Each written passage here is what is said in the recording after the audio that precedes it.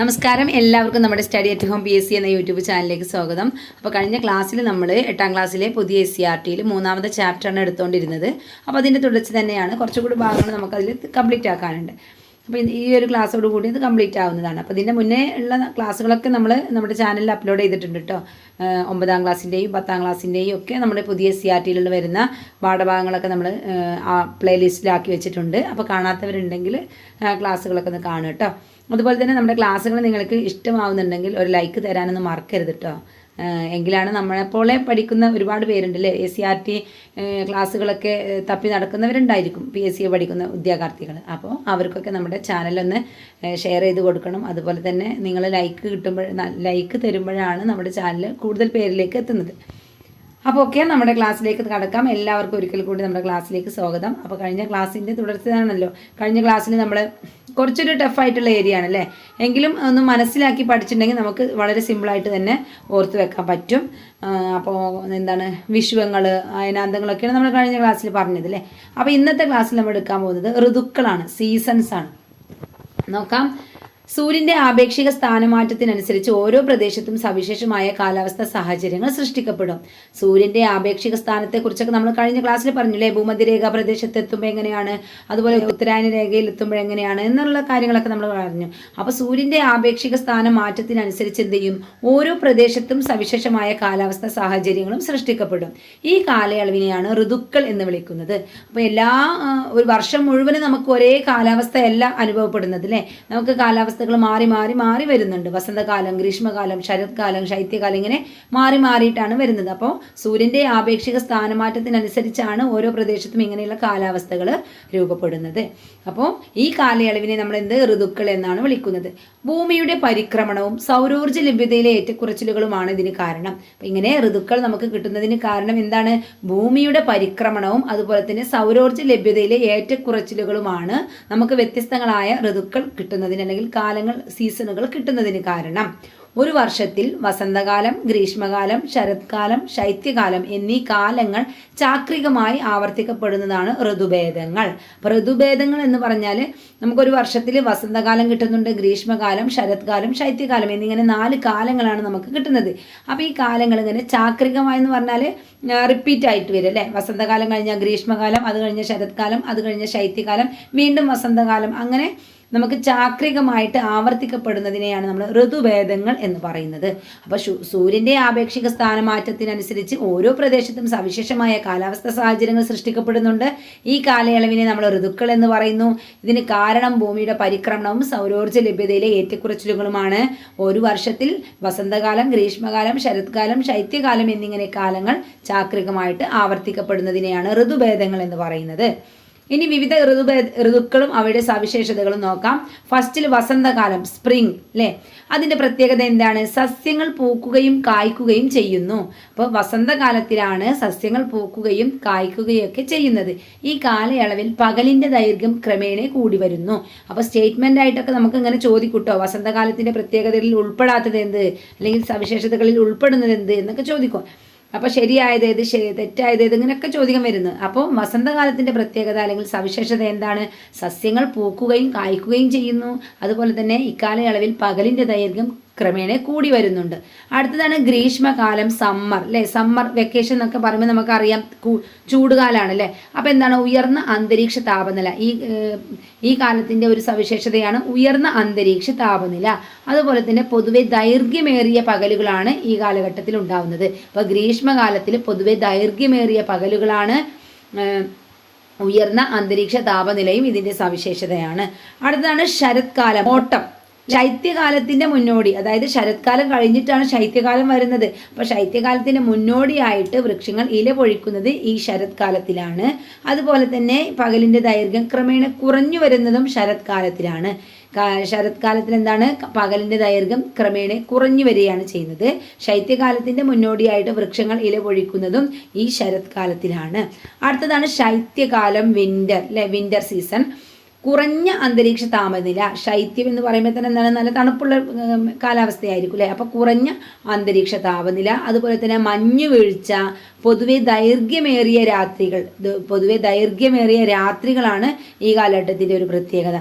അപ്പോൾ പകലിൻ്റെയും രാത്രിയുടെയൊക്കെ ദൈർഘ്യങ്ങൾ ചില കാലഘട്ടങ്ങളിൽ എന്താണ് കൂടുന്നതും കുറയുന്നതൊക്കെ ഒരു സവിശേഷതകളാണ്. അപ്പോൾ അത് ഏതൊക്കെ കാലഘട്ടത്തിലാണെന്ന് നമ്മൾ നന്നായിട്ട് മനസ്സിലാക്കണം. അപ്പോൾ ഒന്നുകൂടി പറയാം, വസന്തകാലം സസ്യങ്ങൾ പൂക്കുകയും കായ്ക്കുകയും ചെയ്യുന്നു. ഈ കാലയളവിൽ പകലിൻ്റെ ദൈർഘ്യം ക്രമേണ കൂടി വരുന്നു. ഗ്രീഷ്മകാലത്തിൽ ഉയർന്ന അന്തരീക്ഷ താപനിലയാണ്, പൊതുവേ ദൈർഘ്യമേറിയ പകലുകളാണ് ഈ കാലഘട്ടത്തിൽ ഉണ്ടാകുന്നത്. ശരത് കാലത്തിൽ ശൈത്യകാലത്തിന്റെ മുന്നോടിയായിട്ട് വൃക്ഷങ്ങൾ ഇല പൊഴിക്കുന്നു. ഈ കാലയളവിൽ പകലിന്റെ ദൈർഘ്യം ക്രമേണ കുറഞ്ഞു വരുന്നു. ശൈത്യകാലത്തിൽ കുറഞ്ഞ അന്തരീക്ഷ താപനിലയും മഞ്ഞ് വീഴ്ചയും ഉണ്ടാകുന്നു. പൊതുവെ ദൈർഘ്യമേറിയ രാത്രികളാണ് ഉണ്ടാകുന്നത്. ഓക്കെ അല്ലേ? ഇനി അതിൻ്റെ ഒരു പട്ടിക ഇവിടെ തന്നിട്ടുണ്ട്, നോക്കാം. സൂര്യൻ്റെ അയനം അല്ലേ, കഴിഞ്ഞ ക്ലാസ്സിൽ നമ്മൾ പറഞ്ഞിട്ടുണ്ട് ഏതൊക്കെ ദിവസങ്ങളിലാണ് ഭൂമധ്യരേഖയിലെത്തുന്നത്, ഉത്തരായന രേഖയിലെത്തുന്നത് എന്നൊക്കെ നമ്മൾ പറഞ്ഞിട്ടുണ്ട്. അപ്പോൾ അതിൻ്റെ ഒന്നുകൂടി ആ ഒരു കാലങ്ങൾ, ഋതുക്കൾ ഏതൊക്കെ വരുന്നത് എന്നാണ് ഇതിൽ പറയുന്നത്. ഭൂമധ്യരേഖയിൽ നിന്നും ഉത്തരായന രേഖയിലേക്ക്, സൂര്യൻ്റെ അയനം ഭൂമധ്യരേഖയിൽ നിന്ന് ഉത്തരായന രേഖയിലേക്ക്, അതിൻ്റെ കാലയളവ് എന്ന് പറയുമ്പോൾ നമ്മൾ പറഞ്ഞു ഭൂമധ്യരേഖയിൽ വരുന്ന ദിവസങ്ങൾ ഏതൊക്കെയാണ്? മാർച്ച് 21-നും സെപ്റ്റംബർ 23-നുമാണ്. അപ്പോൾ മാർച്ച് 21-ന് ഭൂമധ്യരേഖയിലാണെന്ന് നമുക്ക് മനസ്സിലാക്കാം അല്ലേ. അപ്പോൾ മാർച്ച് 21-ന് ഭൂമധ്യരേഖയിലാണ്. അത് കഴിഞ്ഞിട്ട് എന്ത് ചെയ്യുന്നുണ്ട്? വടക്കോട്ട് അല്ലേ, സൂര്യൻ വടക്കോട്ട് നീങ്ങുന്നുണ്ട്. വടക്ക് എന്ന് പറയുമ്പോൾ നമുക്കറിയാം ഉത്തരാർദ്ധഗോളത്തിലേക്കാണ് നീങ്ങുന്നത് അല്ലേ, ഉത്തരാർദ്ധഗോളത്തിലേക്കാണ് നീങ്ങുന്നത്. അപ്പോൾ ഉത്തരായന രേഖയിൽ എത്തുന്നത് എപ്പോഴാണ്? ജൂൺ 21-നാണ്. അപ്പം ഭൂമധ്യരേഖയിൽ നിന്നും ഉത്തരായന രേഖയിലേക്ക് മാർച്ച് 21 മുതൽ ജൂൺ 21 വരെയുള്ള കാലഘട്ടം അല്ലെ, ഋതുക്കൾ. ഉത്തരാർദ്ധഗോളത്തിലാണെങ്കിൽ ആ സമയം വസന്തകാലമായിരിക്കും. അപ്പോൾ ഉത്തരാർദ്ധഗോളത്തിലാണെങ്കിൽ വസന്തകാലമായിരിക്കും, എന്നാൽ ദക്ഷിണാർദ്ധഗോളത്തിൽ ആ സമയത്ത് എന്തായിരിക്കും? ശരത്കാലമായിരിക്കും. അപ്പോൾ ഭൂമധ്യരേഖയിൽ നിന്നും ഉത്തരായന രേഖയിലേക്ക് മാർച്ച് 21 മുതൽ ജൂൺ 21 വരെയുള്ള കാലയളവിൽ ഋതുക്കൾ ഉത്തരാർദ്ധഗോളത്തിൽ എങ്ങനെയായിരിക്കും? വസന്തകാലമായിരിക്കും. അതേസമയം ദക്ഷിണാർദ്ധഗോളത്തിൽ ശരത്കാലമായിരിക്കും. അടുത്തത് ഉത്തരായന രേഖയിൽ നിന്നും ഭൂമധ്യരേഖയിലേക്ക് അല്ലേ, ജൂൺ 21 മുതൽ വീണ്ടും എന്ത് ചെയ്യുന്നുണ്ട്? സെപ്റ്റംബർ 23-ന് ഭൂമധ്യരേഖയിലേക്ക് തന്നെ നമ്മുടെ സൂര്യരശ്മികൾ എത്തുന്നുണ്ട്. അപ്പോൾ അവിടെ ഗ്രീഷ്മകാലമായിരിക്കും, ഉത്തരാർദ്ധഗോളത്തിൽ ഗ്രീഷ്മകാലമായിരിക്കും. അതേസമയം ദക്ഷിണാർദ്ധഗോളത്തിൽ എന്തായിരിക്കും? ശൈത്യകാലമായിരിക്കും. അപ്പോൾ ഈ ഒരു ഭാഗവും നമുക്ക് എന്താണ് ഒരു കൺഫ്യൂഷൻ വരുന്നതാണ്. എന്ത് ചെയ്യാം? നേരെ വസന്തകാലം ശരത്കാലം അങ്ങനെയുള്ള ആ ഒരു രണ്ട് പേറുകളായിട്ട് നമ്മൾ ഓർത്ത് വെക്കണം, എങ്കിലേ നമുക്കത് കിട്ടുള്ളൂ കേട്ടോ. അതായത് ഉത്തരാർദ്ധഗോളത്തിൽ വസന്തകാലമാണോ എങ്കിൽ ദക്ഷിണാർദ്ധഗോളത്തിൽ ശരത്കാലമാവും. അപ്പോൾ ഉത്തരാർദ്ധഗോളത്തിൽ ശരത്കാലമാണോ എങ്കിൽ ദക്ഷിണാർദ്ധഗോളത്തിൽ വസന്തകാലമാവും. അങ്ങനെ നമ്മൾ എന്ത് ചെയ്യണം? ആ ഒരു പേറുകളായിട്ട് നമ്മളൊന്ന് ഓർത്ത് വെക്കുക. അപ്പോൾ ഉത്തരായന രേഖയിൽ നിന്നും ഭൂമധ്യരേഖയിലേക്ക് ജൂൺ 21 മുതൽ സെപ്റ്റംബർ 23 വരെയാണ്. അപ്പോൾ ഉത്തരാർദ്ധഗോളത്തിൽ ഗ്രീഷ്മകാലമായിരിക്കും, അതേസമയം ദക്ഷിണാർദ്ധഗോളത്തിൽ ശൈത്യകാലമായിരിക്കും. വീണ്ടും എന്താണ്? ഭൂമധ്യരേഖയിൽ നിന്ന് ദക്ഷിണായന രേഖയിലേക്കാണ് പോകുന്നത്. ഭൂമധ്യരേഖയിൽ നിന്ന് ദക്ഷിണായന രേഖയിലേക്ക് പോകുന്നത് എപ്പോഴാണ്? സെപ്റ്റംബർ 23 മുതൽ ഡിസംബർ 22 വരെയുള്ള കാലയളവിലാണ്. അത് ഉത്തരാർദ്ധഗോളത്തിൽ അപ്പോൾ ശരത്കാലമായിരിക്കും, ദക്ഷിണാർദ്ധഗോളത്തിൽ വസന്തകാലമായിരിക്കും. വീണ്ടും ദക്ഷിണായന രേഖയിൽ നിന്ന് ഭൂമധ്യരേഖയിലേക്ക് അല്ലേ, ഡിസംബർ 22 മുതൽ മാർച്ച് 21 വരെയുള്ള കാലയളവിലാണ്. അപ്പോൾ ഉത്തരാർദ്ധഗോളത്തിൽ ശൈത്യകാലവും ദക്ഷിണാർദ്ധഗോളത്തിൽ ഗ്രീഷ്മകാലവുമായിരിക്കും. അപ്പം വസന്തയും ശരത്തും അല്ലേ, വസന്തയും ശരത്തും അത് അങ്ങോട്ടും ഇങ്ങോട്ടും മാറും. കാരണം വസന്തകാലം വരുമ്പം അപ്പുറത്ത് എന്തായിരിക്കും? ശരത്കാലമായിരിക്കും. ഇവിടെ ശരത്കാലമായിരിക്കുമ്പോൾ അപ്പുറത്ത് എന്തായിരിക്കും? വസന്തകാലമായിരിക്കും. അപ്പം വസന്തയും ശരത്തും അല്ലേ. അതുപോലെ ഗ്രീഷ്മയും ശൈത്യവും അല്ലേ. അപ്പം അങ്ങനെ ഓർത്ത് വെക്കുക, ഗ്രീഷ്മയും ശൈത്യവും വസന്തയും ശരത്തും. അപ്പം നമുക്കിവിടെ കുറച്ച് ക്വസ്റ്റ്യനും കൂടെ തന്നിട്ടുണ്ട് കേട്ടോ. അപ്പം അതിനും കൂടെ നമുക്കൊന്ന് ആൻസർ ചെയ്ത് നോക്കാം. ഉത്തരാർദ്ധഗോളത്തിൽ ഗ്രീഷ്മകാലത്തിൽ സൂര്യൻ്റെ ആപേക്ഷിക സ്ഥാനത്തിന് എന്ത് മാറ്റം ഉണ്ടാകും? ഉത്തരാർദ്ധഗോളത്തിൽ ഗ്രീഷ്മകാലം അല്ലേ, ഉത്തരാർദ്ധഗോളത്തിൽ ഗ്രീഷ്മകാലത്തിന് എന്ത് മാറ്റം ഉണ്ടാകുന്നത്?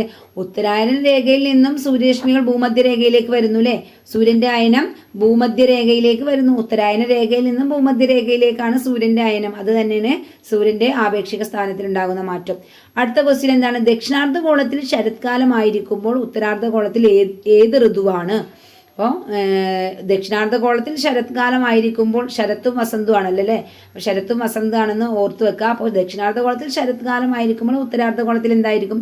വസന്തകാലമായിരിക്കും. അതുപോലെ സെപ്റ്റംബർ 23 മുതൽ ഡിസംബർ 22 വരെ ദക്ഷിണാർദ്ധഗോളത്തിൽ ഏത് ഋതുവാണ്?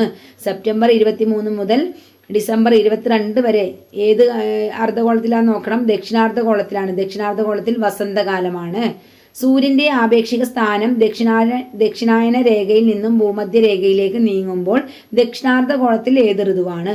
സൂര്യൻ്റെ ആപേക്ഷിക സ്ഥാനം ദക്ഷിണായന രേഖയിൽ നിന്നും ഭൂമധ്യരേഖയിലേക്ക് നീങ്ങുമ്പോൾ ദക്ഷിണാർദ്ധഗോളത്തിൽ ഗ്രീഷ്മകാലമാണ്. ഓക്കെ, അപ്പോൾ നമ്മൾ 4 കാലങ്ങളെ പറ്റി പറഞ്ഞു അല്ലേ? വസന്തം, ഗ്രീഷ്മം, ശരത്ത്, ശൈത്യം അല്ലേ? വസന്തകാലം, ഗ്രീഷ്മകാലം, ശരത്കാലം, ശൈത്യകാലം, ഇങ്ങനെ 4 കാലങ്ങളെ കുറിച്ച് നമ്മൾ പറഞ്ഞു. ഇനി ഇന്ത്യയിലെ പരമ്പരാഗത ഋതുക്കളെ നോക്കാം. ഋതുക്കളെ പൊതുവെ 4ആയി തരംതിരിച്ചിട്ടുണ്ടെങ്കിലും ഇന്ത്യയിൽ അന്തരീക്ഷ സ്ഥിതിയിലെ മാറ്റങ്ങൾ അടിസ്ഥാനമാക്കി 6 വ്യത്യസ്ത ഋതുക്കൾ ഉള്ളതായി കണക്കാക്കുന്നു. അപ്പോൾ ഇന്ത്യയിലെ പരമ്പരാഗത ഋതുക്കൾ എന്ന് പറയുന്നത് 6 എണ്ണമാണ്. ഋതുക്കളെ നമ്മൾ പൊതുവായ 4ആയിട്ടാണ് തരംതിരിച്ചിട്ടുള്ളത്. പക്ഷേ ഇന്ത്യയിലെ അന്തരീക്ഷ സ്ഥിതിയിലെ മാറ്റങ്ങൾക്ക് അടിസ്ഥാനമാക്കി 6 വ്യത്യസ്ത ഋതുക്കളാണ് ഇന്ത്യയിലുള്ളത്. ഏതൊക്കെയാണ്? വസന്തകാലം, ഗ്രീഷ്മകാലം, പിന്നെ വർഷക്കാലം, ശരത്കാലം, ഹേമന്തകാലം, ശിശിരകാലം, ഇങ്ങനെയാണ് അത് വരുന്നത്. വസന്തകാലം, ഗ്രീഷ്മകാലം, വർഷകാലം, ശരത്കാലം, ഹേമന്തകാലം, ശിശിരകാലം. അപ്പോൾ ഇത് നമുക്ക് ഓർത്ത് വെക്കണമെങ്കിൽ ആദ്യം നമ്മൾ ജനുവരിയിലല്ലേ തുടങ്ങുന്നത്. അപ്പോൾ ആദ്യം ശിശിരകാലം മുതൽ നമുക്ക് ഓർത്ത് വെക്കാം. അപ്പോൾ പിന്നെ നമുക്ക് ബാക്കിയുള്ളതൊക്കെ അതിൻ്റെ ഓർഡറിലേക്ക് പഠിച്ചു പോവാം. കാരണം മാസങ്ങൾ പിന്നെ നമുക്ക് അത്ര കൺഫ്യൂഷൻ ആവാതെ കിട്ടുമല്ലോ എന്ന് വിചാരിച്ചിട്ടാണ് ഞാൻ ആദ്യം ശിശിരകാലം പഠിച്ചു വെക്കാൻ പറയുന്നത് കേട്ടോ.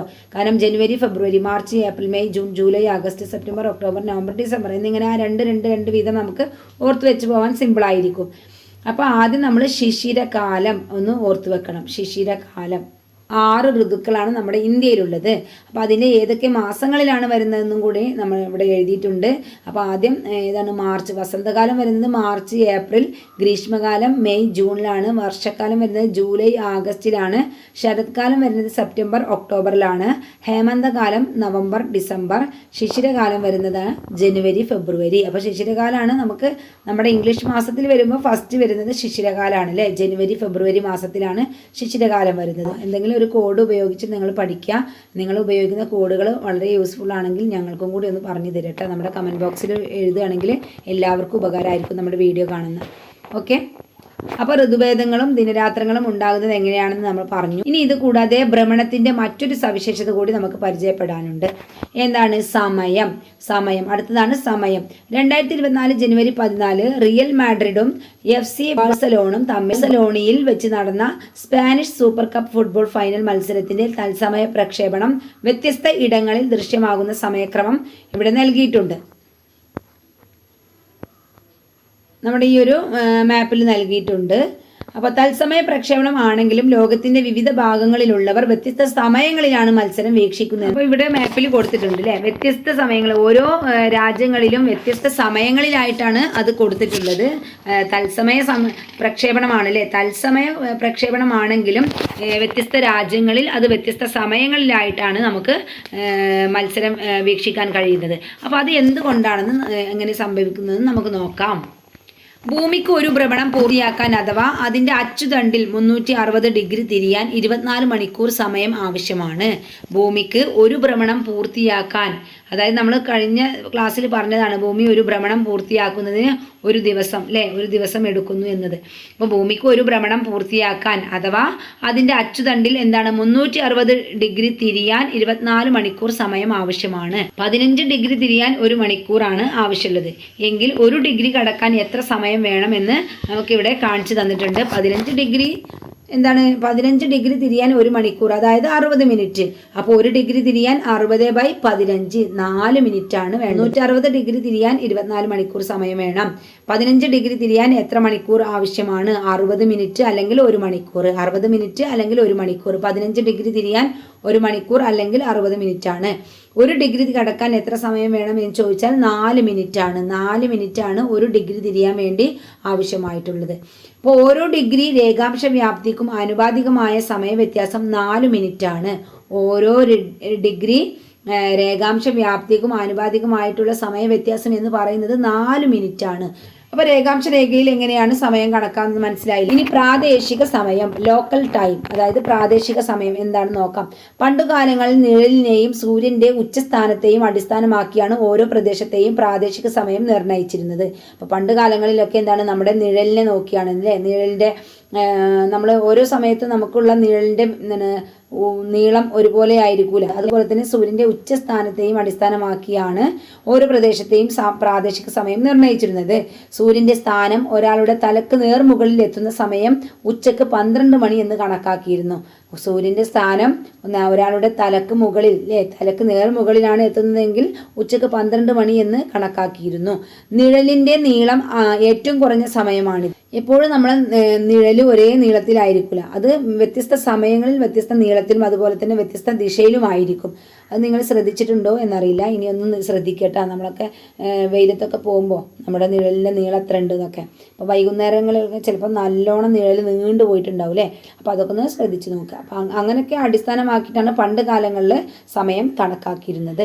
അപ്പം നിഴലിൻ്റെ നീളം ഏറ്റവും കുറഞ്ഞ സമയമാണ് 12 മണി എന്ന് പറയുന്നത്. ഇത്തരത്തിൽ നിഴലിൻ്റെ നീളം, സൂര്യൻ്റെ സ്ഥാനം എന്നിവ അടിസ്ഥാനമാക്കി കണക്കാക്കുന്ന സമയത്തെ പ്രാദേശിക സമയം എന്ന് പറയുന്നു. അതായത് ഓരോ പ്രദേശത്തെയും അല്ലെങ്കിൽ ഓരോ പ്രദേശത്തിൻ്റെയും സൂര്യപ്രകാശത്തിൻ്റെ അടിസ്ഥാനത്തിലൊക്കെയാണ് ആ ഒരു സമയം കണക്കാക്കുന്നത്. അടുത്തത് മാനക സമയം, സ്റ്റാൻഡേർഡ് ടൈം. ഓരോ രേഖാംശ രേഖയിലും പ്രാദേശിക സമയം വ്യത്യസ്തമായിരിക്കും. ഓരോ രേഖാംശ രേഖയിലും എന്താണ് പ്രാദേശിക സമയം വ്യത്യസ്തമായിരിക്കും. അതായത് ഓരോ പ്രദേശങ്ങളിൽ അല്ലെങ്കിൽ ഓരോ രാജ്യത്തും ഓരോ പ്രദേശങ്ങളിലൊക്കെ അതിൻ്റെ ഇതിൽ വ്യത്യാസമുണ്ട്. ഓരോ രേഖാംശ രേഖയിലും അവിടുത്തെ സമയം എന്ന് പറയുന്നത് വ്യത്യസ്തമായിരിക്കും. അങ്ങനെയെങ്കിൽ ഒരു രാജ്യത്തിനകത്തു തന്നെ വ്യത്യസ്ത പ്രാദേശിക സമയം ഉണ്ടാവും. ഇത് ഒരു രാജ്യത്തിൻ്റെ പൊതുവായിട്ടുള്ള പരീക്ഷകൾ, റെയിൽവേ സമയം, റേഡിയോ സംരക്ഷണം തുടങ്ങിയവയ്ക്കൊക്കെ ആശയക്കുഴപ്പം ഉണ്ടാക്കുന്നു. ഈ പ്രതിസന്ധി മറികടക്കാൻ വേണ്ടിയിട്ട് രാജ്യങ്ങൾ അന്താരാഷ്ട്ര ധാരണയുടെ അടിസ്ഥാനത്തിൽ 7.5 ഡിഗ്രി രേഖാംശ രേഖയുടെ ഗുണിതമായി വരുന്ന രേഖാംശ രേഖയെ മാനക രേഖാംശ രേഖയായി പരിഗണിക്കുന്നു. ഇത്തരത്തിൽ തിരഞ്ഞെടുക്കുന്ന മാനക രേഖാംശ രേഖയിലെ പ്രാദേശിക സമയത്തെ ആ രാജ്യത്തിൻ്റെ മാനക സമയമായി കണക്കാക്കുന്നു. അതായത് ഒരു രാജ്യത്ത് എന്ന് പറയുന്നത് ഒരുപാട് രേഖാംശ രേഖകൾ ഉണ്ടായിരിക്കും. അപ്പോൾ ഈ ഇതിലൊക്കെ ഉള്ള പ്രാദേശിക സമയം എന്ന് പറയുന്നത് എന്തായിരിക്കും? വ്യത്യസ്തമാണ്. നമ്മൾ പറഞ്ഞല്ലോ, ഓരോ ഡിഗ്രിക്ക് 4 മിനിറ്റ് എന്ന രീതിയിലാണ് സമയം കടന്നു പോകുന്നത്. അപ്പോൾ ഓരോ പ്രദേശത്തും എന്തായിരിക്കും? വ്യത്യസ്ത സമയങ്ങളായിരിക്കും. അപ്പോൾ അങ്ങനെ നോക്കുകയാണെങ്കിൽ നമ്മുടെ ഒരു രാജ്യത്ത് അല്ലെങ്കിൽ ഒരു ഇതിലെ റേഡിയോ പ്രക്ഷേപണം, അങ്ങനെയുള്ള പരീക്ഷകൾ, പൊതുവായിട്ടുള്ള പരീക്ഷകൾ, റെയിൽവേ സമയം, റേഡിയോ പ്രക്ഷേപണം തുടങ്ങിയൊക്കെ ആശയക്കുഴപ്പങ്ങൾ ഉണ്ടായിരിക്കും. അപ്പോൾ ഈ പ്രതിസന്ധി മറികടക്കാൻ വേണ്ടിയിട്ട് രാജ്യങ്ങൾ എന്ത് ചെയ്യുന്നു? അന്താരാഷ്ട്ര ധാരണയുടെ അടിസ്ഥാനത്തിൽ 7.5 ഡിഗ്രി രേഖാംശ രേഖയുടെ ഗുണിതമായി വരുന്ന രേഖാംശ രേഖയെ എന്ത് ചെയ്യുന്നു? മാനക രേഖാംശ രേഖയായി പരിഗണിക്കുന്നു. ഇത്തരത്തിൽ തിരഞ്ഞെടുക്കുന്ന മാനക രേഖാംശ രേഖയിലെ പ്രാദേശിക സമയത്തെ ആ രാജ്യത്തിൻ്റെ മാനക സമയമായി കണക്കാക്കുന്നു.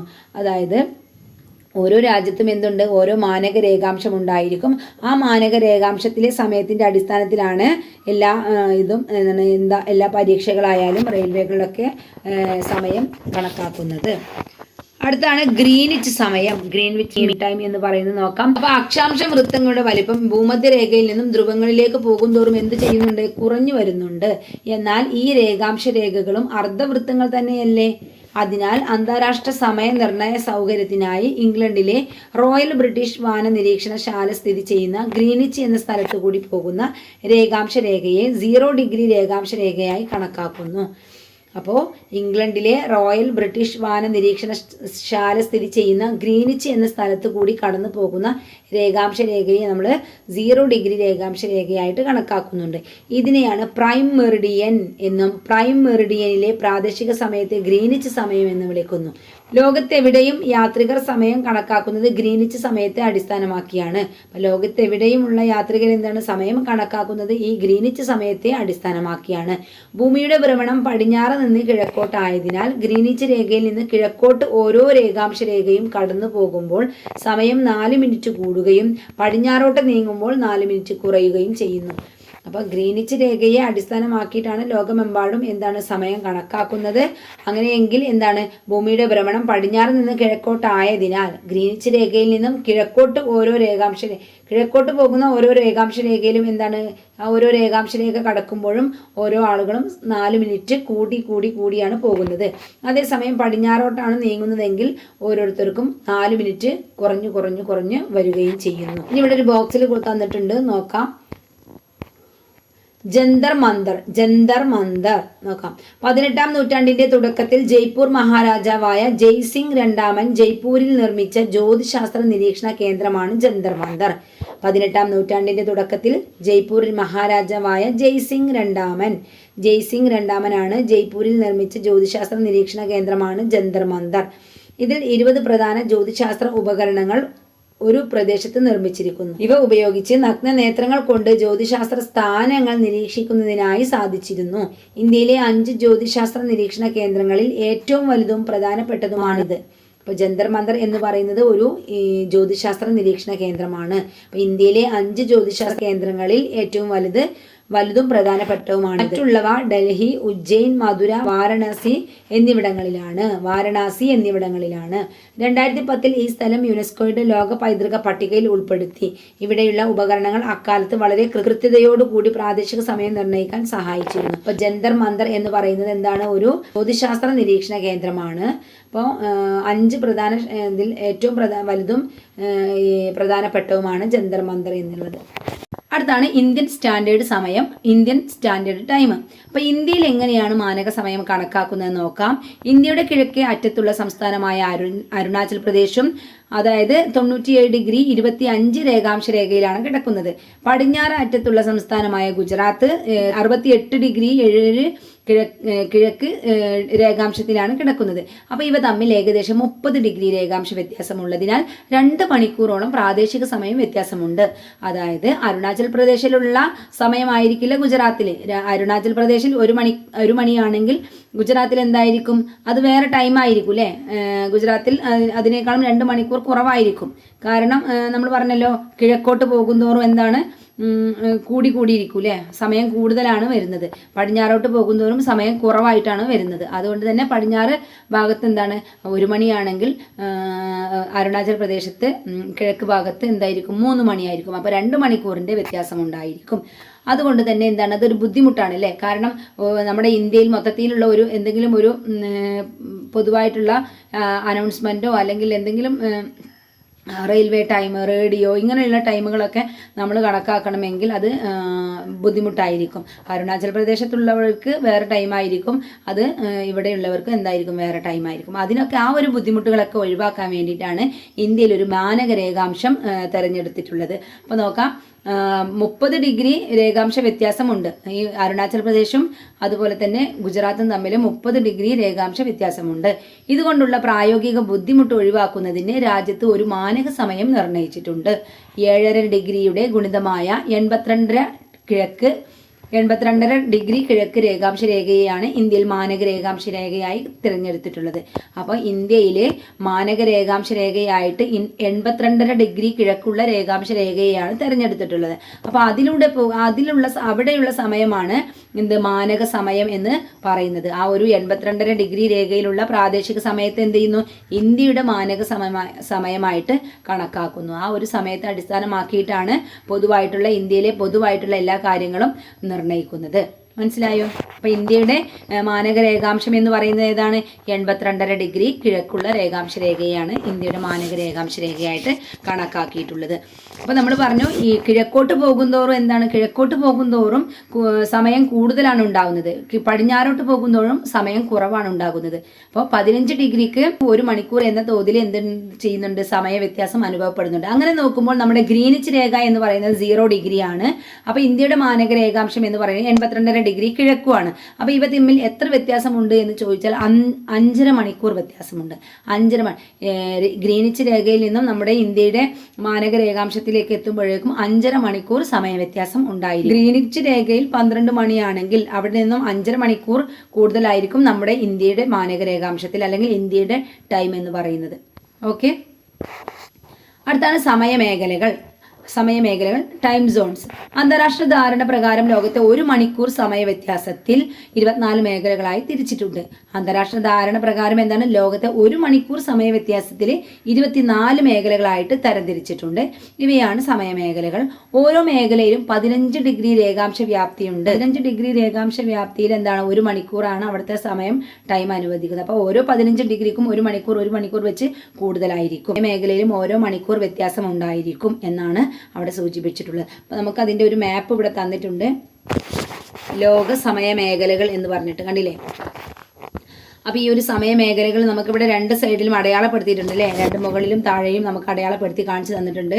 ഇവിടെ നോക്കിയാൽ നിങ്ങൾക്ക് അറിയാം 0 ഡിഗ്രി അല്ലേ, 0 ഡിഗ്രി നമുക്കറിയാം ഗ്രീനിച്ച് രേഖയാണ്. ഗ്രീനിച്ച് രേഖയിൽ നിന്നും 15 ഡിഗ്രി ഈസ്റ്റ് അല്ലേ, 15 ഡിഗ്രി വെസ്റ്റ്, പടിഞ്ഞാറോട്ട് പോകുമ്പോൾ 15 ഡിഗ്രി വെച്ചിട്ട് വെസ്റ്റിലേക്കും പോകുന്നുണ്ട്, അതുപോലെ ഈസ്റ്റിലേക്കും 15 ഡിഗ്രി വെച്ചിട്ട് പോകുന്നുണ്ട്. അപ്പോൾ ഓരോ 15 ഡിഗ്രി എന്ന് പറയുമ്പോഴും എന്താണ്, അവിടെ ഓരോ മണിക്കൂർ കൂടുതലാണ് എന്നാണ് അർത്ഥം. അപ്പോൾ ഗ്രീനിച്ച് രേഖയിൽ നിന്നും 15 ഡിഗ്രി രേഖാംശ വ്യാപ്തിയിലുള്ള 24 മേഖലകളാണ് നമുക്ക് തിരിച്ചിട്ടുള്ളത്. അപ്പോൾ അതുകൊണ്ട് തന്നെ ഓരോ ടൈം സോൺ എന്ന് പറയുന്നതും എന്താണ്, ഓരോ മണിക്കൂർ വീതമുള്ള ടൈം സോണുകളാണ്. അപ്പോൾ കണ്ടില്ലേ, 15 ഡിഗ്രി കഴിഞ്ഞിട്ട് അടുത്ത രണ്ടാമത്തേത് വരുന്നതിൽ നമ്മൾ അടയാളപ്പെടുത്തിയിട്ടില്ല. മൂന്നാമത്തേൽ 45 ഡിഗ്രി ഈസ്റ്റ് എന്ന് കൊടുത്തിട്ടുണ്ട്. അപ്പോൾ 15 ഡിഗ്രി കഴിഞ്ഞാൽ അടുത്തത് 30 ഡിഗ്രിയാണ്. അപ്പോൾ 15 ഡിഗ്രി രേഖാംശ വ്യാപ്തിയുള്ള ഓരോ സമയമേഖലകളാണ് ഇവിടെ കൊടുത്തിട്ടുള്ളത്. അപ്പോൾ ഗ്രീനിച്ച് രേഖയിൽ നിന്ന് കിഴക്കോട്ട് പോകുന്തോറും ഓരോ മണിക്കൂർ കൂടുതലാണ്, എന്നാൽ ഗ്രീനിച്ച് രേഖയിൽ നിന്നും പടിഞ്ഞാറോട്ട് പോകുന്തോറും ഓരോ മണിക്കൂർ കുറവാണ്. അങ്ങനെ എന്താണ് 24 സമയമേഖലകളാണ് നമ്മുടെ ഇതിൽ അടയാളപ്പെടുത്തിയിട്ടുള്ളത്. ഇന്ത്യയുടെ കിഴക്കേ അറ്റത്തുള്ള സംസ്ഥാനമായ അരുണാചൽ പ്രദേശും പടിഞ്ഞാറ് അറ്റത്തുള്ള ഗുജറാത്തും തമ്മിൽ ഏകദേശം 2 മണിക്കൂറാണ് വ്യത്യാസമെന്ന് നമ്മൾ പറഞ്ഞു. വ്യത്യാസം കുറവായത് കൊണ്ട് തന്നെ രാജ്യത്തിന് പൊതുവായി ഒരു മാനക സമയം തിരഞ്ഞെടുക്കുന്നതിൽ ബുദ്ധിമുട്ടില്ല. അതായത് നമ്മൾ നേരത്തെ മാനക രേഖാംശം പറഞ്ഞില്ലേ, 82.5 ഡിഗ്രി കിഴക്കാണ് ഇന്ത്യയുടെ മാനക രേഖാംശം എന്ന് പറഞ്ഞു. അപ്പോൾ അതിനെ അടിസ്ഥാനമാക്കിയിട്ടാണ് നമ്മൾ ഇന്ത്യയുടെ പൊതുവായിട്ടുള്ള കാര്യങ്ങളൊക്കെ നിശ്ചയിക്കുന്നത് എന്നൊക്കെ പറഞ്ഞു. അപ്പോൾ അത് എന്താണ്, 2 മണിക്കൂറാണ് വ്യത്യാസം. അതായത് കിഴക്ക് നിന്നും പടിഞ്ഞാറും, കിഴക്ക് അരുണാചൽ പ്രദേശും പടിഞ്ഞാറ് ഗുജറാത്തും തമ്മിലുള്ള ഒരു ടൈം ഡിസ്റ്റൻസ് എന്ന് പറയുന്നത് 2 മണിക്കൂറാണ്. 2 മണിക്കൂറാണ് വ്യത്യാസം. അതുകൊണ്ട് തന്നെ ആ ഒരു രാജ്യത്ത് ഒരു പൊതുവായ മാനക രേഖാംശം എന്നത് എന്താണ്, നമുക്ക് അത്ര ബുദ്ധിമുട്ടുണ്ടാക്കുന്ന കാര്യമല്ല. എന്നാൽ രേഖാംശ വ്യാപ്തി കൂടിയ റഷ്യ, കാനഡ, USA, ഓസ്ട്രേലിയ തുടങ്ങിയ രാജ്യങ്ങൾ നിരവധി സമയമേഖലകളും മാനക സമയവും ഉണ്ടാകും. അതായത് നമ്മുടെ രാജ്യത്ത് എന്താണ് അല്ലെ, ഒരു മാനക രേഖാംശ രേഖയേ ഉള്ളൂ. അതുകൊണ്ട് നമുക്കത്ര വലിയ കുഴപ്പമൊന്നുമില്ല. എന്നാൽ രേഖാംശ വ്യാപ്തി കൂടുതലുള്ള രാജ്യങ്ങളുണ്ട്. അതായത് റഷ്യ, കാനഡ, USA, ഓസ്ട്രേലിയയിലൊക്കെ എന്താണ് ഒരുപാട് രേഖാംശ വ്യാപ്തി കൂടിയ രാജ്യങ്ങളാണ്. അപ്പോൾ ഇവിടെയൊക്കെ ഒരു മാനക രേഖാംശം എന്ന് പറയുന്നത് എന്താണ്, വലിയ ബുദ്ധിമുട്ടുണ്ടാകുന്ന കാര്യങ്ങളാണ്. അതുകൊണ്ട് തന്നെ അവിടെ എന്താണ്, ഒന്നിൽ കൂടുതൽ സമയമേഖലകളും അതുപോലെ തന്നെ മാനക സമയമൊക്കെ ഉണ്ടായിരിക്കും. ഇനി ഇവിടെ ഒരു ഇത് കൊടുത്തിട്ടുണ്ട്, അന്താരാഷ്ട്ര ദിനാങ്ക രേഖ. അടുത്ത നമുക്ക് പഠിക്കാനുള്ള അന്താരാഷ്ട്ര ദിനാങ്ക രേഖ. നമ്മൾ ഗ്രീനിച്ച് രേഖയെ കുറിച്ച് പറഞ്ഞില്ലേ, 0 ഡിഗ്രി രേഖാംശ രേഖയാണ് നമ്മൾ ഗ്രീനിച്ച് രേഖ എന്ന് പറയുന്നത്. ഇവിടെ കിഴക്കോട്ട് പോകുന്തോറും എന്താണ്, ഓരോ മണിക്കൂർ കൂടുതലാണ്, പടിഞ്ഞാറോട്ട് പോകുന്തോറും ഓരോ മണിക്കൂർ കുറവാണെന്ന് പറഞ്ഞു. 15 ഡിഗ്രി രേഖാംശ വ്യാപ്തിയിലുള്ള ഓരോ സമയമേഖലകളാണുള്ളത്. അങ്ങനെ 24 സമയമേഖലകളുണ്ടെന്നൊക്കെ നമ്മൾ പറഞ്ഞു അല്ലേ. അപ്പോൾ ഓരോ സമയമേഖലകളിലും ഓരോ മണിക്കൂറാണ് കൂടുതൽ. ഇനി നമുക്ക് അടുത്ത് പഠിക്കാൻ പോകുന്ന അന്താരാഷ്ട്ര ദിനാങ്ക രേഖയാണ്. അപ്പോൾ അന്താരാഷ്ട്ര ദിനാങ്ക രേഖ എന്ന് പറയുന്നത് 180 ഡിഗ്രി രേഖാംശ രേഖയാണ്. ഗ്രീനിച്ച് രേഖയുടെ നേരെ ഓപ്പോസിറ്റ് ആണ് അന്താരാഷ്ട്ര ദിനാങ്ക രേഖ വരുന്നത്. അപ്പോൾ ഇവിടെ നമുക്കൊന്ന് വരച്ച് കാണിച്ചു തന്നിട്ടുണ്ട്. 0 ഡിഗ്രിയിലെ ഇതാണ് നമ്മുടെ ഗ്രീനിച്ച് രേഖ എന്ന് പറയുന്നത്. ഇതിൻ്റെ കിഴക്കോട്ട് എന്ന് പറയുമ്പോൾ ഇതാണ്, കിഴക്കോട്ടും പടിഞ്ഞാറോട്ടും അല്ലേ, കിഴക്കോട്ടും പടിഞ്ഞാറോട്ടും. അപ്പോൾ കിഴക്കോട്ടും ഒരു 180 ഡിഗ്രി ഇവിടെ അടയാളപ്പെടുത്തിയിട്ടുണ്ട്, പടിഞ്ഞാറോട്ടും ഇവിടെ ഒരു 180 ഡിഗ്രി അടയാളപ്പെടുത്തിയിട്ടുണ്ട്. ഇത് രണ്ടും എന്താണ്, ഒരു രേഖയാണ്. നമ്മൾ ഒരു പേപ്പർ എടുത്തിട്ടൊന്നിങ്ങനെ അങ്ങനെ റൗണ്ടിലൊന്ന് മടക്കുമ്പോൾ അതിൻ്റെ രണ്ടറ്റം കൂട്ടിമുട്ടുന്നില്ലേ. അപ്പോൾ ആ ഒരു കൂട്ടിമുട്ടുന്ന എൻഡാണ് എന്ത് പറയുന്നത്, ഈ 180 ഡിഗ്രി എന്ന് പറയുന്നത്. ഒരു ഉദാഹരണം പറഞ്ഞു തന്നാണ് കേട്ടോ. അതായത് ഒരു പേപ്പർ എടുത്തിട്ട് നമ്മളിങ്ങനെ റൗണ്ട് ഷേപ്പിൽ സിലിണ്ടർ ആകൃതിയിൽ ഒന്ന് മടക്കുമ്പോൾ രണ്ടറ്റം നമുക്ക് കിട്ടുന്നില്ല. ആ രണ്ടറ്റം എന്ന് പറയുന്നതാണ് ഈ 180 ഡിഗ്രി എന്ന് പറയുന്നത്. ഓക്കെ അല്ലേ. അപ്പോൾ നമുക്കൊരു പരന്ന പ്രതലത്തിലായതുകൊണ്ടാണ് നമുക്കിങ്ങനെ രണ്ട് അറ്റത്തും 180 ഡിഗ്രി കാണിച്ചു തന്നിട്ടുള്ളത്. അപ്പോൾ ഈസ്റ്റിൽ വരുന്ന 180 ഡിഗ്രി എന്ന് പറയുന്നതും വെസ്റ്റിൽ വരുന്ന 180 ഡിഗ്രി എന്ന് പറയുന്നതും ഒറ്റ ഒരു രേഖയാണ്. അത് നമുക്ക് മനസ്സിലാവാൻ വേണ്ടിയിട്ട് ഇങ്ങനെ കാണിച്ചു തന്നേ ഉള്ളൂ കേട്ടോ. അപ്പോൾ ഈ 0 ഡിഗ്രിയുടെ ഇരുവശത്തേക്കും എന്താണ്, ടൈം സോണുകളുണ്ട് അല്ലേ, സമയമേഖലകളുണ്ടെന്നൊക്കെ നമ്മൾ പറഞ്ഞു. അടയാളപ്പെടുത്തിയത് എന്താണ്, ഡിസംബർ 25 6 PM ആണ് 0 ഡിഗ്രിയിൽ അടയാളപ്പെടുത്തിയുള്ളത്. അതായത് ഗ്രീനിച്ച് രേഖയിൽ ഡിസംബർ 25 6 മണിയാണ്. 6 മണി വൈകുന്നേരം 6 മണിയാണ് ഇവിടെ അടയാളപ്പെടുത്തിയിട്ടുള്ളത്. അങ്ങനെ ഡിസംബർ 26 6 മണി AM ആണ് നമ്മുടെ ഈ 180 ഡിഗ്രി ഈസ്റ്റിൽ അടയാളപ്പെടുത്തിയിട്ടുണ്ട്. അതെന്തുകൊണ്ടാണ്, നമ്മൾ പറഞ്ഞു 15 ഡിഗ്രി വീതമുള്ള 15 ഡിഗ്രി രേഖാംശ വ്യാപ്തിയിലുള്ള രേഖാംശ രേഖകളാണ് നമ്മുടെ ഓരോ സമയമേഖലകളായിട്ട് തിരിച്ചിട്ടുള്ളത്. അപ്പോൾ ഓരോ സമയമേഖലകൾ കടക്കുമ്പോഴും ഓരോ മണിക്കൂർ വീതം കൂടി കൂടി വരികയാണ്. അങ്ങനെ ഗ്രീനിച്ച് രേഖയിൽ നിന്നും 180 ഡിഗ്രി ഈസ്റ്റ് എത്തുമ്പോഴേക്കും അവിടെ ഡിസംബർ 26 6 മണിയായിട്ടുണ്ടായിരിക്കും. ഡിസംബർ 25 6 വൈകുന്നേരം 6 മണിയാണ് ഗ്രീനിച്ച് രേഖയിലെങ്കിൽ ഓരോ സമയമേഖലകളും കടന്നുപോയി അന്താരാഷ്ട്ര ദിനാങ്ക രേഖയിൽ എത്തുമ്പോൾ എന്തായിരിക്കും? അവിടെ ഡിസംബർ 26 6 മണിയായിരിക്കും. എന്നാൽ വെസ്റ്റിലേക്കാണ് പോകുന്നതെങ്കിൽ, ഗ്രീനിച്ച് രേഖയിൽ നിന്നും വെസ്റ്റിലേക്കാണ് പോകുന്നതെങ്കിൽ നമ്മൾ പറഞ്ഞു ഓരോ മണിക്കൂർ കുറഞ്ഞാണ് വരുന്നത് അല്ലേ? 15 ഡിഗ്രി രേഖാംശ വ്യാപ്തിയുള്ള സമയമേഖലകളിൽ ഓരോന്ന് കഴിഞ്ഞു പോകുന്നതോറും നമുക്ക് ഓരോ മണിക്കൂർ കുറഞ്ഞു വരികയാണ് ചെയ്യുന്നത്. അങ്ങനെ പോകുമ്പോൾ നമ്മുടെ 180 ഡിഗ്രി വെസ്റ്റിലെത്തുമ്പോഴേക്കും എന്താണ്, നമ്മൾ ഡിസംബർ 25 രാവിലെ 6 മണി ആയിട്ടുണ്ടാവുള്ളൂ. നമ്മൾ ഈസ്റ്റിലേക്ക് പോകുന്നതോറും നമുക്ക് ടൈം കൂടിയാണ് കിട്ടുന്നത്. എന്നാൽ വെസ്റ്റിലേക്ക് പോകുന്നതോറും നമ്മുടെ ടൈം കുറഞ്ഞാണ് വരുന്നത്. ഒന്ന് മനസ്സിലാക്കി വെക്കണം കേട്ടോ.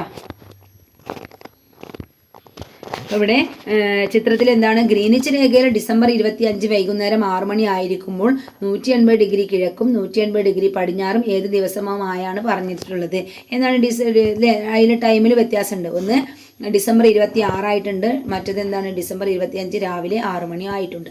ഓക്കെ, അടുത്തത് 180 ഡിഗ്രി കിഴക്കും 180 ഡിഗ്രി പടിഞ്ഞാറും രേഖാംശ രേഖകൾ ഒറ്റ രേഖാംശ രേഖയാണ്. അതായത് 180 ഡിഗ്രി രേഖാംശ രേഖയുടെ ഇരുവശത്തുമായിട്ട് 24 മണിക്കൂർ സമയ വ്യത്യാസമുണ്ട്. അതായത് 180 ഡിഗ്രി രേഖാംശ രേഖയുടെ ഇരുവശത്തുമായിട്ട് 24 മണിക്കൂർ സമയ വ്യത്യാസമുണ്ട്. ഈ രേഖ മുറിച്ച് കിഴക്കോട്ട് യാത്ര ചെയ്യുന്ന ഒരു വ്യക്തിക്ക് ഒരു കലണ്ടർ ദിനം നഷ്ടമാണ്. അപ്പോൾ 180 ഡിഗ്രി കിഴക്കും 180 ഡിഗ്രി പടിഞ്ഞാറും രേഖാംശ രേഖകൾ ഒറ്റ രേഖാംശ രേഖ തന്നെയാണ്. അതായത് 180 ഡിഗ്രി രേഖാംശ രേഖയുടെ ഇരുവശത്തുമായിട്ട് 24 മണിക്കൂർ സമയ വ്യത്യാസമുണ്ട്. ഈ രേഖ മുറിച്ച് കിഴക്കോട്ട് യാത്ര ചെയ്യുന്ന ഒരു വ്യക്തിക്ക് ഒരു കലണ്ടർ ദിനം നഷ്ടമാവുകയും പടിഞ്ഞാറോട്ട് യാത്ര ചെയ്യുന്ന ഒരു വ്യക്തിക്ക് ഒരു ദിവസം അധികം ലഭിക്കുകയും ചെയ്യുന്നു. അതായത് 180 ഡിഗ്രി രേഖാംശ രേഖ മുറിച്ച് കടന്ന് കിഴക്കോട്ട് പോകുകയാണെങ്കിൽ ഒരു വ്യക്തിക്ക് എന്താണ്, കിഴക്കോട്ട് പോവുകയാണെങ്കിൽ ആ വ്യക്തിക്ക് ഒരു ദിവസം നഷ്ടമാവുകയാണ് ചെയ്യുന്നത്. നമ്മൾ പറഞ്ഞു ഗ്രീനിച്ച് രേഖയിൽ നിന്നും ഓരോ മണിക്കൂർ വീതമുള്ള സമയമേഖലകളുണ്ട് അല്ലേ? അപ്പോൾ ഓരോ മണിക്കൂർ കൂടുതലാണ് നമുക്ക് കിട്ടുന്നത്. ഗ്രീനിച്ച് രേഖയിൽ നിന്നും കിഴക്കോട്ട് പോകും തോറും നമുക്ക് ഓരോ മണിക്കൂറാണ് കൂടുതലാണ് കിട്ടുന്നത്. എന്നാൽ 180 ഡിഗ്രി രേഖാംശ രേഖയായ അന്താരാഷ്ട്ര ദിനാങ്ക രേഖ മുറിച്ച് കടക്കുന്നതോടുകൂടി ഒരാൾക്ക് ഒരു ദിവസം നഷ്ടമാവുകയാണ് ചെയ്യുന്നത്. കാരണം നമ്മൾ പറഞ്ഞു 0 ഡിഗ്രി ഗ്രീനിച്ച് രേഖയിൽ അവർ ഡിസംബർ 25 വൈകുന്നേരം 6 മണിക്കാണ് അവരവിടെ നിൽക്കുന്നതെങ്കിൽ അങ്ങനെ കിഴക്കോട്ട് പോകുന്തോറും ഓരോ മണിക്കൂർ കൂടി അവർ 180 ഡിഗ്രിയിലെത്തുമ്പോൾ, അതായത് അന്താരാഷ്ട്ര ദിനാങ്ക രേഖയിലെത്തുമ്പോൾ അവർ ഡിസംബർ 26 അവർക്ക് കിട്ടുന്നത്. ഡിസംബർ 26 തീയതിയാണ് അവർ അന്താരാഷ്ട്ര ദിനാങ്ക രേഖയിൽ എത്തുന്നത്. എന്നാൽ വീണ്ടും അവർ ഈസ്റ്റിലേക്ക് പോവുകയാണെങ്കിൽ എന്താണ്, അവിടെ ഡിസംബർ 25 രാവിലെ 6 മണിയായിരിക്കും. അപ്പോൾ അവർക്ക് ഒരു ദിവസം നഷ്ടമാണ് ആവുന്നത്. അതേസമയം ഗ്രീനിച്ച് രേഖയിൽ നിന്നും പടിഞ്ഞാറോട്ട് വെസ്റ്റിലേക്ക് പോകുകയാണെങ്കിൽ അവർക്ക് ഓരോ മണിക്കൂർ നഷ്ടപ്പെടുകയാണ് ചെയ്യുന്നത്. അങ്ങനെ നഷ്ടപ്പെട്ട് അവർ അന്താരാഷ്ട്ര ദിനാങ്ക രേഖ മുറിച്ച് കടന്ന് വീണ്ടും പടിഞ്ഞാറോട്ട് പോവുകയാണെങ്കിൽ അവർക്കൊരു ദിവസം കൂടി കിട്ടുകയാണ് ചെയ്യുന്നത്. കാരണം ഇവിടെ ഡിസംബർ 26 ആണല്ലോ. അപ്പോൾ അവർക്കൊരു ദിവസം കൂടി കിട്ടുകയല്ലേ ചെയ്യുന്നത്.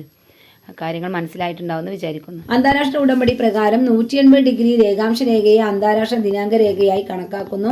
ഈ രേഖ മുറിച്ച് പടിഞ്ഞാറോട്ട് പോകുന്ന സഞ്ചാരികൾ ഒരു ദിവസം കൂട്ടിയും കിഴക്കോട്ട് പോകുന്ന സഞ്ചാരികൾ ഒരു ദിവസം കുറച്ചും സമയം കണക്കാക്കുന്നു. അപ്പോൾ അന്താരാഷ്ട്ര ഉടമ്പടി പ്രകാരം 180 ഡിഗ്രി രേഖാംശ രേഖയാണ് അന്താരാഷ്ട്ര ദിനാങ്ക രേഖയായി കണക്കാക്കുന്നത്. ഈ രേഖ മുറിച്ച് പടിഞ്ഞാറോട്ട് പോകുന്ന സഞ്ചാരികൾക്ക് ഒരു ദിവസം കൂട്ടിയും കിഴക്കോട്ട് പോകുന്ന സഞ്ചാരികൾ ഒരു ദിവസം കുറച്ചുമാണ് സമയം കണക്കാക്കുന്നത്. അപ്പോൾ നമ്മുടെ അന്താരാഷ്ട്ര ദിനാങ്ക രേഖ കടന്നു പോയിട്ടുള്ള നമ്മുടെ മാപ്പ് ഇവിടെ കൊടുത്തിട്ടുണ്ട്. അപ്പോൾ അന്താരാഷ്ട്ര ദിനാങ്ക രേഖ കടന്നു പോകുന്ന രാജ്യങ്ങളിൽ ഈ രേഖയുടെ ഇരുവശങ്ങളിലായി 2 ദിവസം വരുന്ന അവസ്ഥകൾ ഒഴിവാക്കാനായിട്ട് ദിനാങ്ക രേഖയിൽ ചില ക്രമീകരണങ്ങൾ വരുത്തിയിട്ടുണ്ട്. അതായത് അന്താരാഷ്ട്ര ദിനാങ്ക രേഖ കടന്നു പോകുന്ന രാജ്യങ്ങളിൽ എന്താണ്, അപ്പുറത്തും ഇപ്പുറത്തും അല്ലേ, അന്താരാഷ്ട്ര രേഖയുടെ അപ്പുറത്തും ഇപ്പുറത്തും വേറെ ദിവസങ്ങളായിരിക്കും. ഒരു പ്രദേശത്ത് കൂടിയാണ് ആ ഒരു രേഖ കടന്നു പോകുന്നത് എങ്കിൽ ഒരു പ്രദേശത്ത് ഇരുവശത്തും എന്താണ് വേറെ ദിവസങ്ങളായിരിക്കും. ആ ദിവസങ്ങൾ ഒഴിവാക്കാൻ വേണ്ടിയിട്ട് ദിനാങ്ക രേഖയിൽ ചില ക്രമീകരണങ്ങൾ വരുത്തിയിട്ടുണ്ട്. പസഫിക് സമുദ്രത്തിൽ ജനവാസമുള്ള കരഭാഗങ്ങളെ ഒഴിവാക്കി ആണ് ഈ രേഖ ക്രമീകരിച്ചിട്ടുള്ളത്. പസഫിക് സമുദ്രത്തിൽ ജനവാസമുള്ള കരഭാഗങ്ങളെ ഒഴിവാക്കിയാണ് ഈ രേഖ ക്രമീകരിച്ചിട്ടുള്ളത്. അപ്പോൾ ഈ രേഖ കടന്നു പോകുന്നതോടുകൂടി എന്താണ്, ഒരു പ്രദേശത്തെ 2 ദിവസങ്ങൾ ഒഴിവാക്കാൻ വേണ്ടിയിട്ട് കരഭാഗങ്ങൾ, ജനവാസമുള്ള കരഭാഗങ്ങളെ ഒഴിവാക്കിയും വിധമാണ് നമ്മുടെ ഈ അന്താരാഷ്ട്ര ദിനാങ്ക രേഖ ക്രമീകരിച്ചിരിക്കുന്നത്. ഭൂമിയുടെ ഭ്രമണവും പരിക്രമണവും എങ്ങനെയാണ് നമ്മുടെ ജീവിതത്തെ സ്വാധീനിക്കുന്നതെന്ന് നമ്മൾ പരിചയപ്പെട്ടു. ഇതുമൂലം പ്രകൃതിയിൽ സംഭവിക്കുന്ന വൈവിധ്യമാർന്ന മാറ്റങ്ങൾ നമ്മുടെ ദൈനംദിന പ്രവർത്തനങ്ങൾക്ക് ഊർജ്ജവും ഉത്സാഹവും നൽകും. ലോകത്തിലെ വിവിധ ഭാഗങ്ങളിൽ ഋതുക്കളിലും സമയത്തിനും അനുഭവപ്പെടുന്ന വ്യത്യാസം ആ സ്ഥലങ്ങളിലെ സാമൂഹിക സാംസ്കാരിക ജീവിതത്തെ സ്വാധീനിക്കുന്നു. അപ്പോൾ നമ്മുടെ ഈ ഒരു ചാപ്റ്റർ ഇവിടെ കംപ്ലീറ്റ് ആയിരിക്കുകയാണ്. അപ്പോൾ 8ാം ക്ലാസ്സിലെ 3ാമത്തെ ചാപ്റ്റർ നമ്മൾ സക്സസ്ഫുള്ളി കംപ്ലീറ്റ് ആക്കിയിട്ടുണ്ട്. നമ്മുടെ ക്ലാസ്സുകളൊക്കെ കാണാത്തവരുണ്ടെങ്കിൽ നമ്മുടെ ക്ലാസ്സുകളൊക്കെ കാണുക കേട്ടോ. പിന്നെ ഈ ഒരു ചാപ്റ്റർ എന്ന് പറയുന്നത് ഇത്തിരി ടഫാണ്, എന്നാൽ മനസ്സിലാക്കി പഠിക്കുകയാണെങ്കിൽ കുറച്ച് എളുപ്പമുള്ള ഒരു ചാപ്റ്റർ കൂടിയാണ് കേട്ടോ. നമ്മളൊന്ന് എന്താണ് ഇതിൽ പറയുന്ന ആ ഒരു ലോജിക് ഒന്ന് നമ്മൾ മനസ്സിലാക്കിയെടുത്താൽ മതി. അപ്പോൾ വളരെ സിമ്പിളായിട്ട് തോന്നും, പിന്നെ നമുക്ക് മറന്നു പോകാനും പറ്റില്ല. അപ്പോൾ എല്ലാവരും പഠിക്കുക. അടുത്ത പുതിയൊരു ചാപ്റ്ററുമായിട്ട് നമുക്ക് വീണ്ടും കാണാം. താങ്ക്